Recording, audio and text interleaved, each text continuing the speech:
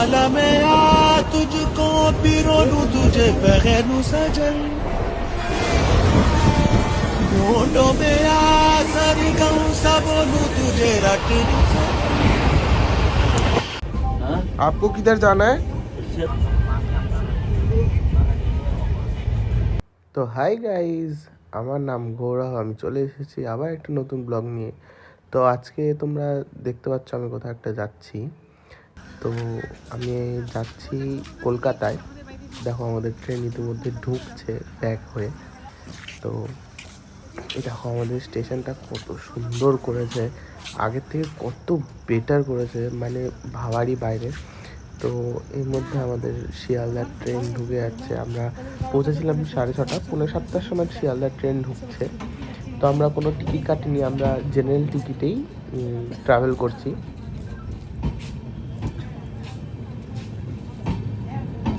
তো আমরা ঢুকে গেছি ট্রেনে, এখন ট্রেন ঢুকে বসে আছি। এখন দেখো তোমরা, আমরা চাউমিন নিয়ে নিয়েছি, চাউমিন খাবো। এখন বাড়ি থেকেই চাউমিন করেছি। আর দেখো ট্রেনে একটাও লোক নেই, আমি আর আমার বন্ধু বাদে একটাও ট্রেনে লোক নেই। ট্রেন এখন প্রায় ফাঁকা। আর ট্রেন এসে দাঁড়িয়েছিল 1 নম্বর প্ল্যাটফর্মে।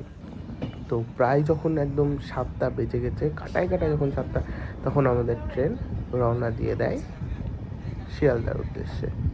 তো আমরা বেরিয়ে পড়েছি শিয়ালদার উদ্দেশ্যে। আর এখন ঘড়িতে বেজে গেছে দেখো রাত 9টা। আর রাত 9টার সময় আমরা মালদা পৌঁছে গেছি। রাত 9টায় মালদায় পৌঁছে যাওয়ার পর দেখো ভিড়টা দেখো, তোমরা একটু দেখো, প্রত্যেকটা জায়গায় এখন সিট বুক হয়ে আছে, কিন্তু আপার লোয়ালে সবাই একজন একজন করে বসে আছে। আর বাড়ি থেকে আমরা নিয়েছিলাম পরোটা, চাউমিন, তরকারি আর এই মিষ্টি, 3টে মিষ্টি দিয়েছিল মা। আর এই পরোটা চাউমিন নিয়ে এসেছিলাম।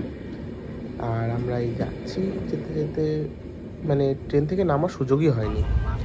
আর এই দেখো এখানে লোকটা কোথায় উঠে বসে আছে, মানে যেখানে আলটিমেটলি আমরা জেনারেল কামরায় আমরা লাগেজগুলো রেখি, সেখানে লোকটা উঠে বসে আছে। দেখো সব লোক আমরা বসে আছি, ওই লোক ওখানে একটা জায়গা খুঁজে নিয়ে ওখানে উঠে বসে পড়েছে। তোমরা দেখো জাস্ট ওই কী করে ওখানে শুয়ে আছে, আমি মানে আমার ভাবারই বাইরে যে ওখানে লোকটা শুতে পারে।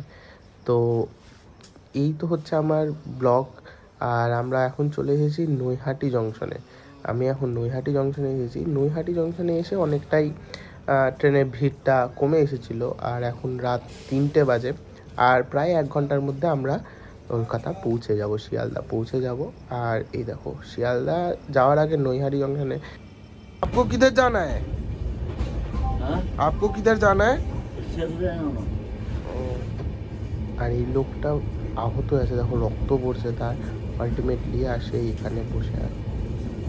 আপু চোট লাগা গেছে? हॉस्पिटल नहीं गए हो? हॉस्पिटल जाओ नहीं?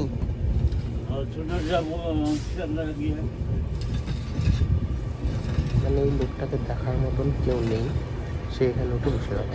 তো আমরা পৌঁছে গেছি 4টের সময়, একদম পাক্কা ঘড়িতে যখন 4টা বাজে তখন আমরা পৌঁছে গেছি শিয়ালদা জংশনে।